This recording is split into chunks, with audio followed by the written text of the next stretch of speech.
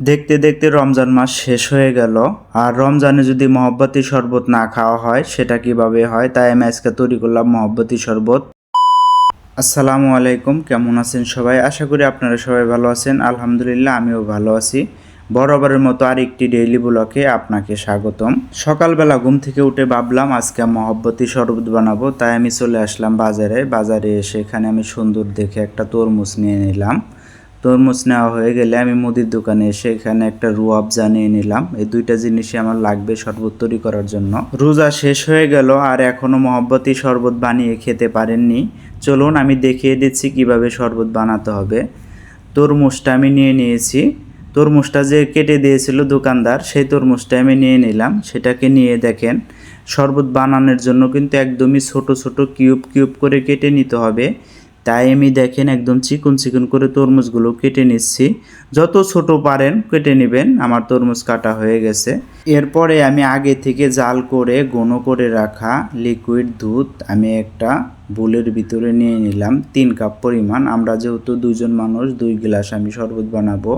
এরপরে পরিমাণ মতো চিনি আর রুয়াবজা দিয়ে দিলাম। দিয়ে ভালোভাবে মিক্স করে নিচ্ছি। দেখেন সুন্দরভাবে মিক্স করার পরে দুধের কালারটা কিন্তু চেঞ্জ হয়ে আসবে। দুধের কালারটা কিন্তু একটু গোলাপি হয়ে যাবে। এরপরে আমি এখানে কয়েকটা আইস কিউব দিয়ে দিলাম। ভালোভাবে মিক্স করার পরে আগে থেকে যে কেটে রেখেছিলাম তরমুজ, সেই তরমুজগুলো দিয়ে দিলাম। সেই তরমুজ দেওয়ার পরে আবারও একটু মিক্স করে নিলাম। এরপরে আমি একটা চামচ দিয়ে গিলাসে সার্ভ করে নিচ্ছি। তরমুজের পরিমাণটা অবশ্যই আপনারা খেয়াল করে দিবেন, যাতে একদম বেশিও না হয় আবার কমও না হয়।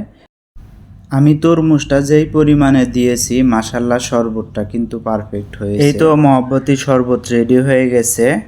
আজকেই চাইলে আপনারাও এরকমভাবে মহব্বতী শরবত বানিয়ে খেতে পারেন।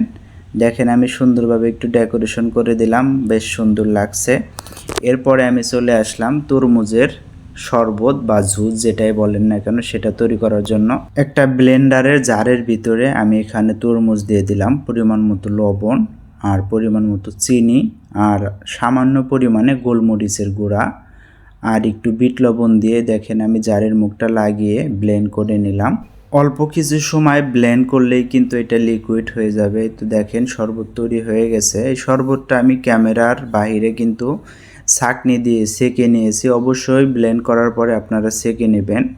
এখানে যারা ঠান্ডা পছন্দ করেন অবশ্যই এখানে আইস দিতে পারেন। আমি দিয়ে দিলাম 2-3 পিস করে আইস। যাই হোক, তরমুজের শরবত কিন্তু একদমই রেডি হয়ে গেছে। কেমন লেগেছে আজকের ভিডিওটি অবশ্যই আপনারা কমেন্ট করে জানাবেন। আজকের মতো এখানেই বিদায় নিচ্ছি। সবাই ভালো থাকবেন, সুস্থ থাকবেন। আল্লাহ হাফেজ।